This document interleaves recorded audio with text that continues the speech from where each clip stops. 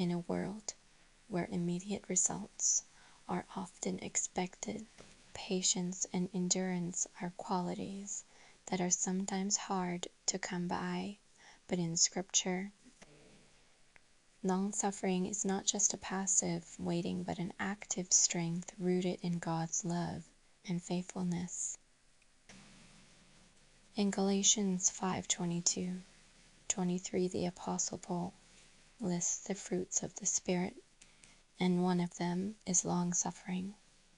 He writes, "But the fruit of the Spirit is love, joy, peace, forbearance, kindness, goodness, faithfulness, gentleness, and self-control." Long-suffering or forbearance is the ability to endure hardship or trial with patience without resorting to anger or frustration. The meaning of long-suffering is often misunderstood as simply enduring suffering. However, biblical long-suffering goes beyond mere endurance in an active decision to respond to suffering with patience, gentleness, and hope, trusting in God's timing. It's a way of living that imitates Christ, who endured the ultimate suffering on the cross for the sake of humanity. Consider the example of Job.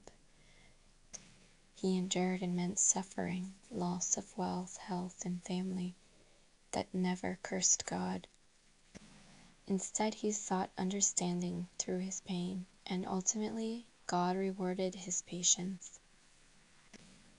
Job's story teaches us that long-suffering is not about passive endurance, but about maintaining faith in the midst of trials. Long-suffering is also essential in our relationships with others. It means being patient when others wrong us, not retaliating, and trusting that God will bring justice. It's the ability to bear with one another, even when it's hard. This is something that Christ modeled perfectly during his time on earth. In conclusion, long-suffering is a fruit of the Spirit that reflects God's own character.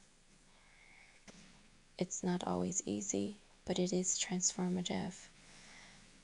Through long-suffering, we grow in faith, trust, and love.